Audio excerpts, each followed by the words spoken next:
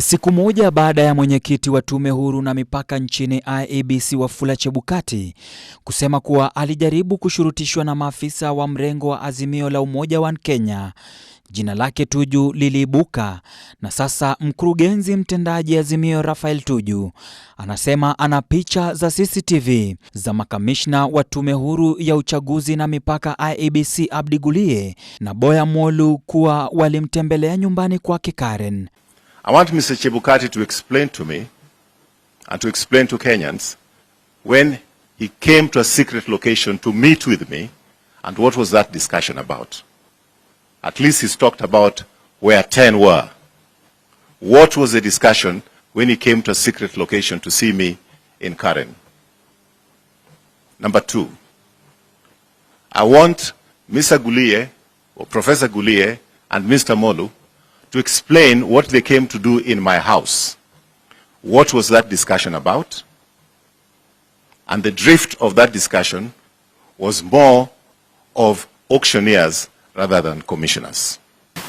Mr. Guleye and Mr. Molu did request to see me, and they said it was confidential, and I thought my house was the most confidential for them to come during that particular time. So from my discussions previously with them, I was dealing more with auctioneers than commissioners.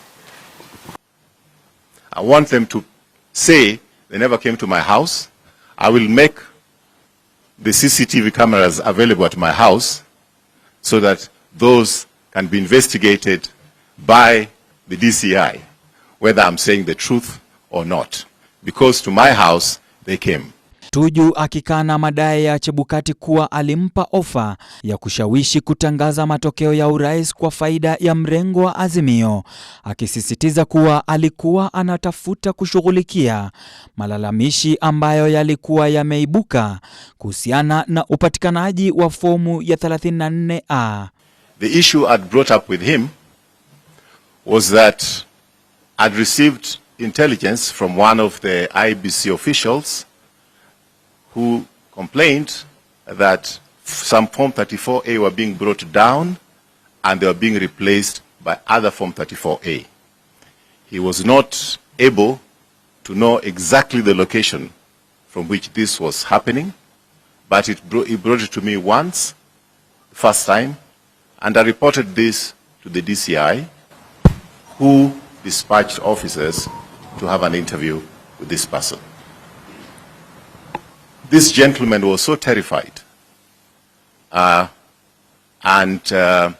he actually mentioned the case that he had been threatened by Mr. Majan when he brought it up with him, that he should not play with him, he'll know who Mr. Majan is. He has made claims of what I said when 10 of us were in that room. All the commissioners were in that room, and Mr. Amos Wako was in that room, and another lawyer, I don't know his name, Bonduo, whoever he is. So there are 10 of us in that room.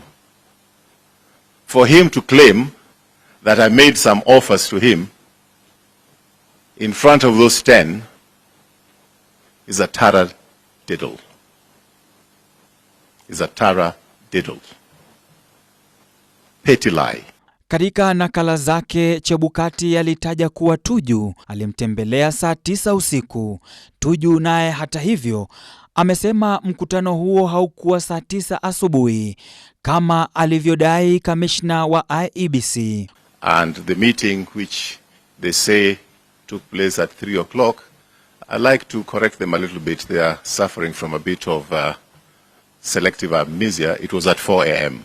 Kulingana na Tuju, alikuwa na wasiwasi kuwa Chebukati anachukua fomu za 34A akiwa peke yake katika eneo lisilo la wazi. I was further concerned by the fact that by that time Chebukati had made a ruling that all the returning officers from the counties must report to him first before the verification, the papers are verified on the floor of the hall. I had concerns about that because he was himself closed in that room with Mr. Molu and Mr. Marjan, and therefore it was obvious to me that something opaque was taking place. Mbali na Tuju kuingia kuongea na Chebukati, Tuju anadai kuwa nje maajenti wa mrengo wa Kenya Kwanza Josephat Nanok walikuwa langoni kumuona Chebukati. That Mr. Gulie, when we were having that discussion, left to go to the toilet for a very long time. And of course he left with his phone.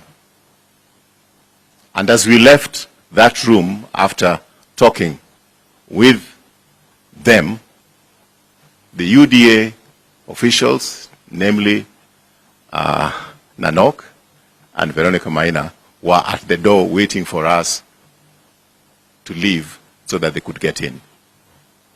I think I'm acted within my right that if there's a complaint to be made, I should make that complaint. I didn't go in there alone, and I didn't talk to Mr. Chebukati alone when I presented those issues. And just as he wants to tell Kenyans about the discussion we had with him at the wee hours, about 4 a.m., I think he should be honest enough to tell Kenyans what he was discussing with Nanok and Veronica Maina as soon as we finished with him. Haya yanajiri huku mrengo wa Azimio wakikutana na wafuasi wao katika bustani ya Jamhuri, eneo la Kibra, wakimtaka Chebukati kukamatwa. Ni wazi ya kwamba bwana Chebukati aliprint extra forms. Hiyo ni wazi. Extra forms of presidential result transmission. There is no reason why the DCI and the DPP should not move with speed and arraign Chebukati in a court of law. That cannot wait for the Supreme Court decision. Sasa ni wajibu wa mahakama ya upeo kusikiza na kutoa uamuzi wake ipasavyo kulingana na uteuzi wa urais baada ya uchaguzi wa Agosti 9. Nikiripotia Mwanga wa Ebru, mimi ni Odi Francis.